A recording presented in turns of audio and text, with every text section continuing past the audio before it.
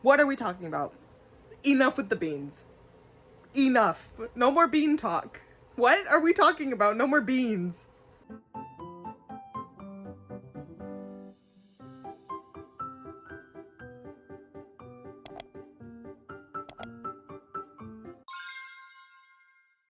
Hello everyone. 'Tis the beginning of this vlog. I'm going to point out two very important things. One, I did not go much into detail on any of these books like I thought I did. In the moment, I thought to myself, I did a good job, and I'll come back to this. Did I go back to this? No, I didn't. So you are going to be seeing this face in this room giving more description on two of the books that I had read, because I realized I didn't say anything else about them besides ew and I have a tummy ache. So I need to fix that. Second issue. There's definitely an area where I'm talking about a book and there is something in my teeth. So shut up. I am aware. Now you are aware. Yes, there was something in my teeth. Yes, it was Italian seasoning from my spaghetti. And so I ate food. Sue me. Now I'm gonna do my makeup and insert the following footage I'm about to film to explain to you my thoughts on Dark Vanessa. Anyways, you will be seeing my face again shortly to go into more detail on two of the books. Goodbye.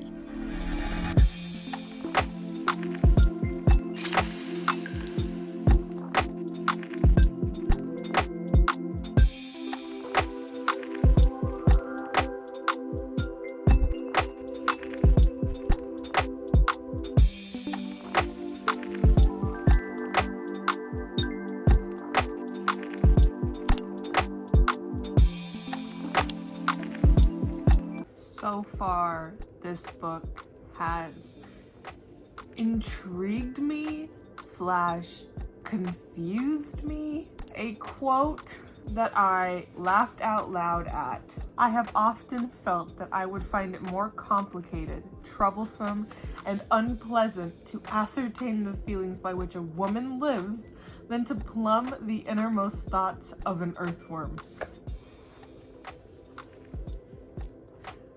Who's to say women aren't also earthworms? When I initially picked up No Longer Human, I thought it was nonfiction. I thought this was a book about Osamu Dazai. No. And that would be why I found it in the, you guessed it, the fiction section.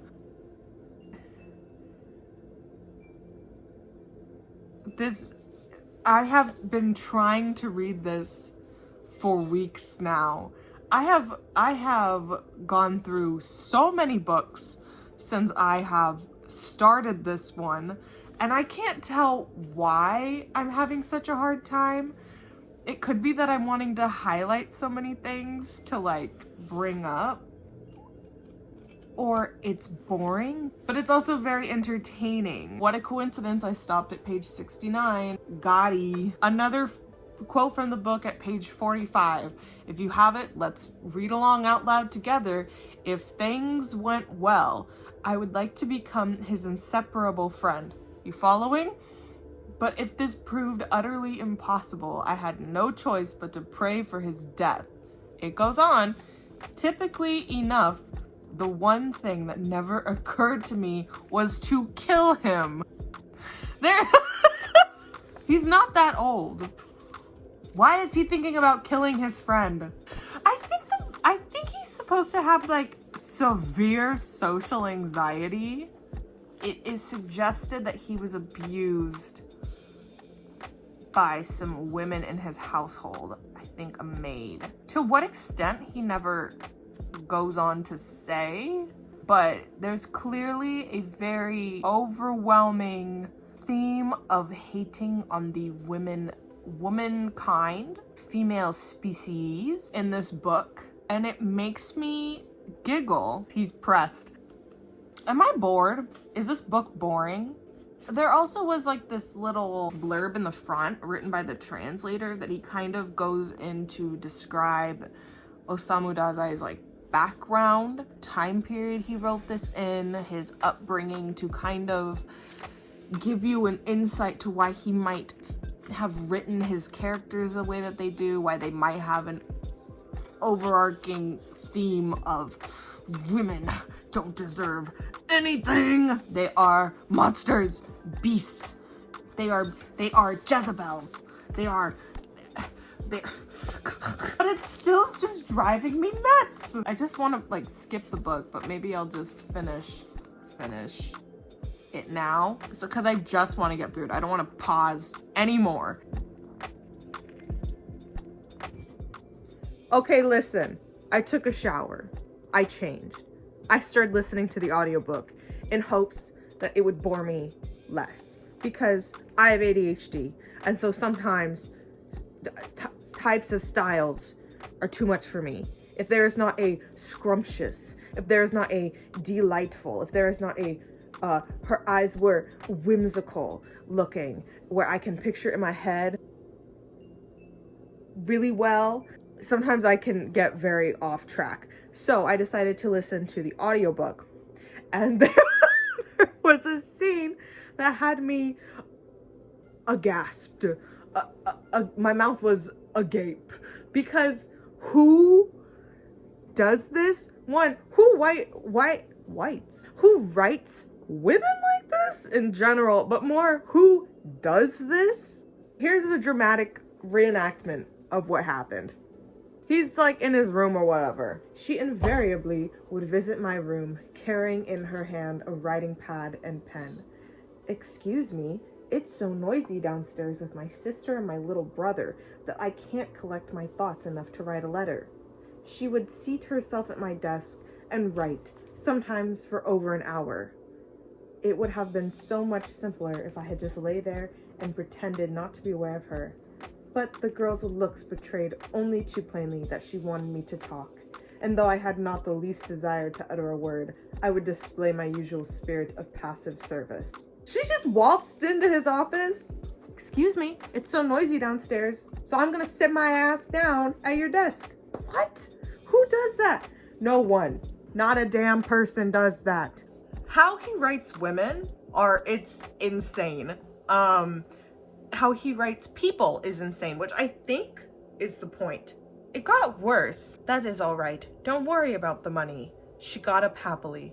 I was well aware that it never offends a woman to be asked to do an errand. They are delighted if some man designs to ask them a favor. Designs? Lily, can you read? They are delighted if some man deigns to ask them a favor.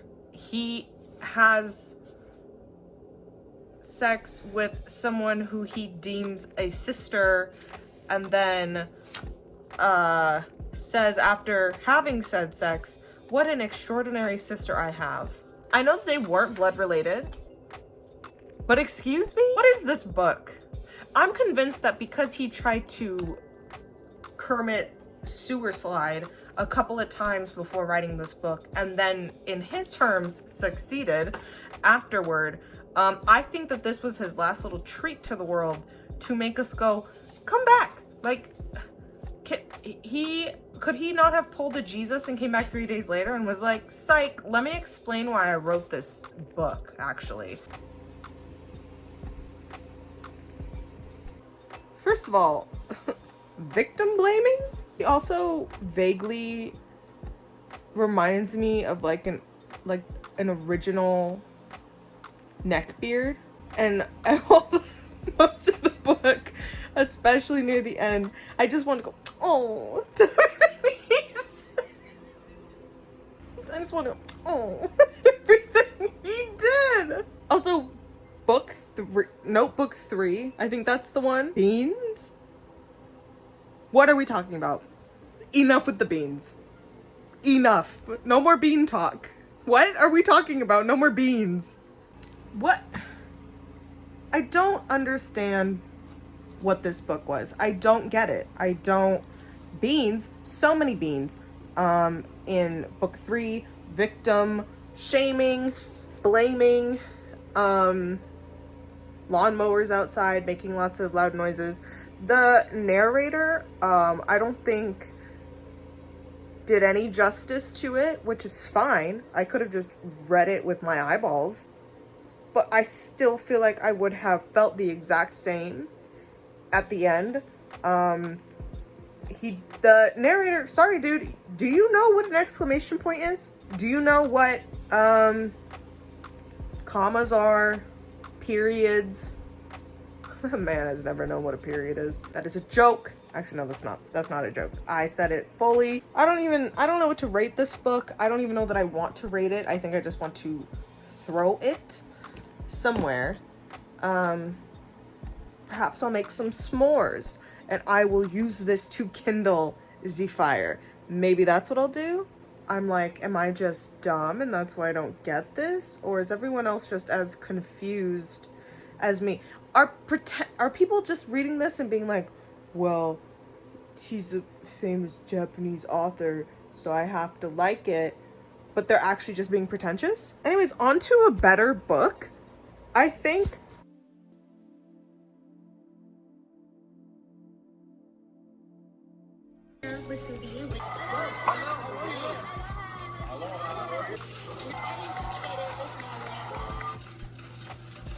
Watching MasterChef, the newest season, whilst also making a masterful kimchi fried rice. Tofu, my vegan kimchi, and some nice peppers from my partner's mother's garden. They're delish. Maybe I didn't think this through.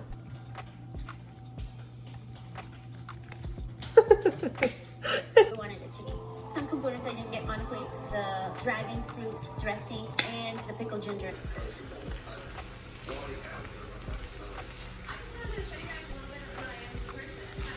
Welcome back to 2 days later after finishing No Longer Human. And I listened to I'm Thinking of Ending Things.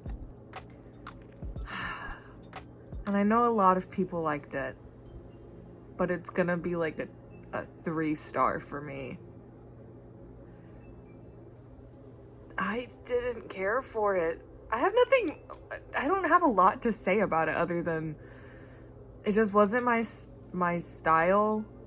The twist was like, okay. But I much prefer not that one. Maybe I'll have more to say when I'm not feeling as gross. I have a stomach ache. I'm gonna look at the mirror later and be like, these are messed up. But it's fine. Doesn't matter. Let's talk about I'm Thinking of Ending Things. The book. It initially started off really good. I was spooked. I didn't fully grasp what was happening. I did not understand. I had no understanding. I had no brain waves in the, oh, I get it part. I knew that there was a girl. She was with her boyfriend in a car going to see his parents, and she was thinking of ending things. There were weird voices and other stuff. Was it a psychological thriller? Is that what that book was under? I think so. And I know my thoughts on it a moment ago were, I have a tummy ache. When I sit back and think about it more, I really just think I don't know what to say on it. I don't really have an opinion. It was uncomfortable. I think I just felt uncomfortable the whole time. And the one part of the book that made me go, ugh, when they were talking about the pigs, you know the part? That was it. That's where my, ugh, and I was walking into a Target and I made this face. And so anyone walking past me was like, I don't have another opinion other than it's like a 2-star for me if I had to rate it stars, but not because it was bad. It is my own personal star calculator of, I was not intrigued, entertained. I got very confused and overwhelmed at the gas station part, and then the car. I just felt very bored, but I know a lot of other people were not bored. I guess I just don't have much to say on it. And I'm not gonna recommend it to people. Actually, maybe this is why. Maybe this is why it wasn't my cup of tea. I really like mystery, thrillers, murders, all that kind of stuff in books. I like psychological thrillers, but I need there to be a bit more oomph to it. And this other one just felt anticlimactic, bit boring. However, I highly recommend that if you just kind of felt like something was missing from that book and you don't mind a bit more intensity and a bit more of that murder mystery aspect, you know, highly, highly, highly do I recommend The Last House on Needless Street. I did not know what I was getting myself into in that. And everyone said, basically, don't even like read the back of the book. Don't even like look into it. Just read it. Go into it blind. I feel like I can't even describe what's happening. I also very, very much recommend listening to the audiobook because I gave that book a 5-star. I thought it was chef's kiss. So I'm thinking of ending things was like a whatever book for me. Sorry. I can't find my mascara, so I guess it's not going on. And that's fine, because then I'll have less face washing to do in a little bit. Bye. Started listening to My Dark Vanessa. I have so many thoughts. Ooh.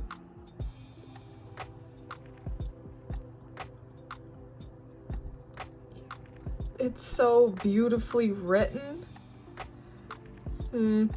Don't like that. I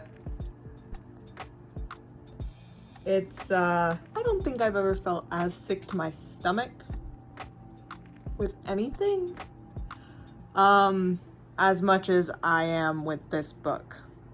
And I have IBS.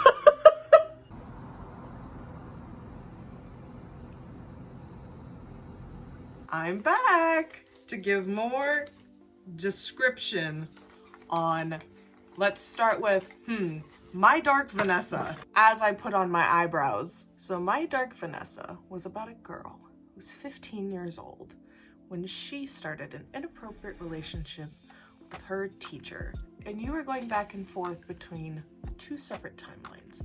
The one from when the relationship had started, a little bit before, you know, the relationship when she was younger, and her at 30 years old, 31, 30, one of those, at that age, where news had just broken that girls had come forward saying that this teacher had put the moves, if you will, on these girls, or did bad, not good things to them, just like they did her.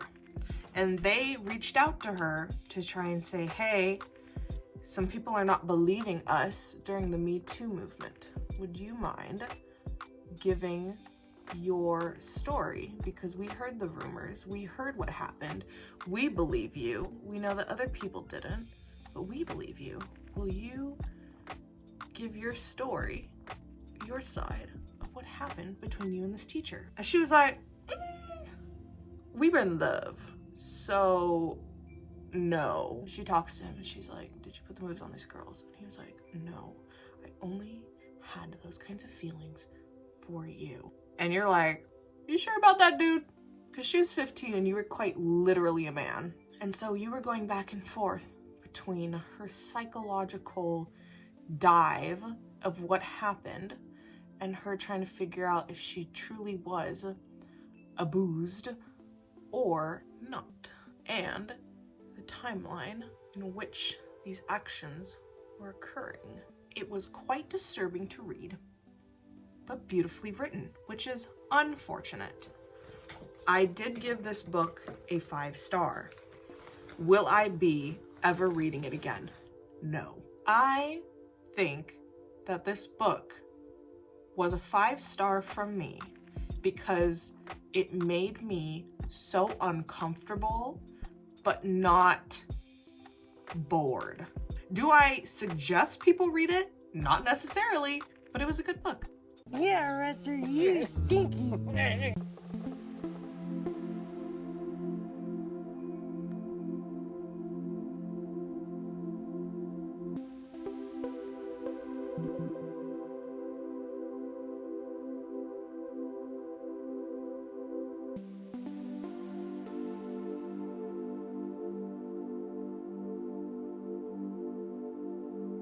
My hair is so frizzy. Shut up. Okay, this vlog has been going on for months because I have been mentally unwell at times and busy with school. However, today I remembered a book I had read. Okay, listened to, consumed. A couple months back, I think during the summer, I was feeling rather gay and decided I wanted to read some queer romance books. I listened to So This Is Ever After, very cute. I think I listened to their other book around the same time. Anyways, I went on YouTube and I was watching people's recommendation videos for books to read that were gay in celebration of Pride Month. This is purely my opinion because a lot of people gave this particular book a 5-star rating, but there was a decent amount who gave it a 1-star. I initially gave it a 2, but I was thinking about it today and I thought a bit harder and I was like, they should have gotten a 1 from me. The Captive Prince. This is gonna be a little spoilery and trigger warnings for many, many things. I feel no longer human. I was baffled and speechless because milk, beans. The Captive Prince. I was taken aback because, I think I was in shock when I finished listening to it. And the fact that there are 2 more books after, I said, If anyone has read it, I'm sure you will understand what I mean by at the beginning of the book. Actually, let's back up. This book is about 2 separate kingdoms and 2 separate princes, kind of like heir to the throne. Don't remember their names, my bad. The first dude gets sold, I need to stop saying gets sold off by his brother to another kingdom and makes it so he's like a slave to this other kingdom, and because of some drama, he has to hide his identity from this other prince or else he gonna get offed, you know? And in this particular kingdom that he is being sold off to as a concubine, more or less, for the prince. But the prince, low-key, doesn't want anything to do with him. He hates his guts for fun. You don't really know why initially at first because his identity is hidden, so However, you find out very quickly that they have very, very different customs than the slave dude's kingdom. One of them being that the slave concubine type things are considered pets, not people. Pets, they'll wear like collars and stuff like that. And I get that this book was supposed to be sensual, smutty, that kind of steamy book that maybe you're looking for some steamy whatevers. This book crossed a line into this book crossed the line and kind of tried to blur some things. I think it's supposed to come across as messed up or kinky. There, I think, was supposed to be a kinky type of thing going on. The author, when they wrote it, I'm assuming is what was supposed to happen. However, there was a scene rather early on in the book where they put pets up against each other, and the slave dude witnesses it initially at first of these 2 people, and they're sent to like the middle of the room while the royalty and the lords and ladies are like around watching, and they have like their pets by their feet, stuff like that. They're like petting them. Some of them are decked out in jewels. He gets decked out in jewels and is forced to sit near the prince, who once again wants nothing to do with him. And you're not really sure why he's not really like responsive to everything. The people in the middle start like wrestling. And as he's watching, he realizes that the wrestling outcome, the winner is not supposed to just like, get them to tap out, KO them. It is to see who can, how do I say this PG? Who can enter the other person first? As I'm remembering this book, and I just listened to it while I was at work and I'm doing my little boba job, and I just remember going, a lot. Yeah, so basically I believe that is considered non-con, consensual essay, if you will. The R thing. And then guess who goes next? Him and another dude. And I believe, if I remember correctly, he low-key almost kills him. Good job him. He's like beaten, tortured. The prince is so annoying. He's a brat. Of course, it's supposed to be like enemies to lovers. He also, at one point, is forced to receive the vacuum from another person's pet that is being directed by the prince, which might sound steamy, but once again, it is not. There was no permission, consent, no nothing about what had happened.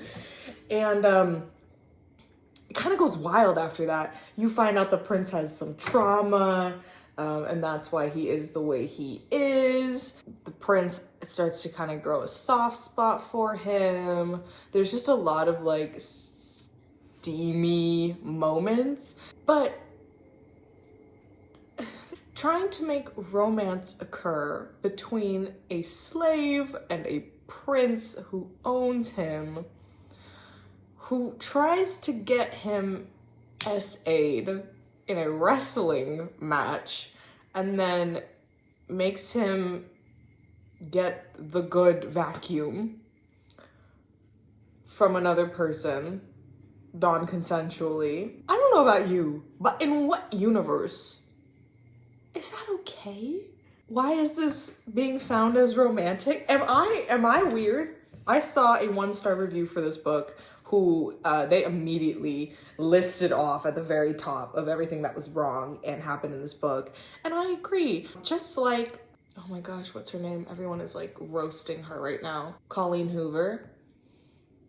I haven't read any of her books, so I'm not gonna say much. But from what I've heard, when people have read paragraphs from it, showing what her books are about, people have made good points that it seems to be romanticizing toxic relationships. And obviously, enemies to lovers can sometimes be very toxic as well.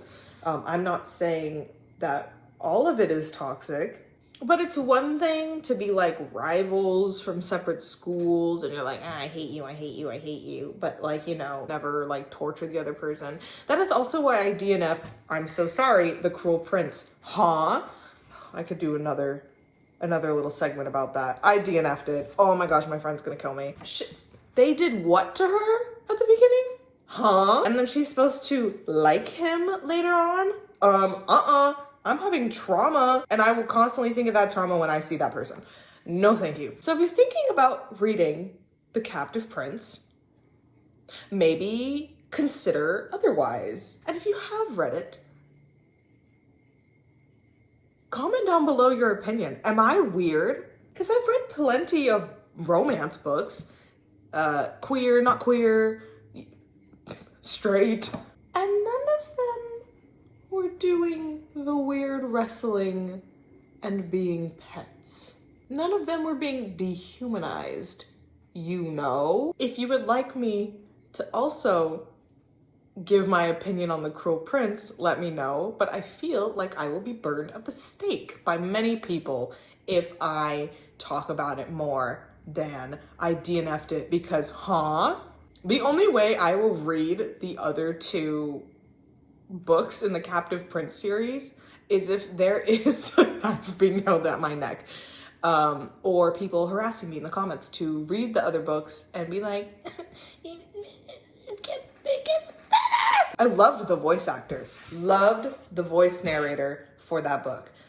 Did not like the book. I did somehow get through the entire thing because I'm like, I was intrigued. How can this not continue to be horrific the rest of the time? How is this a romance book?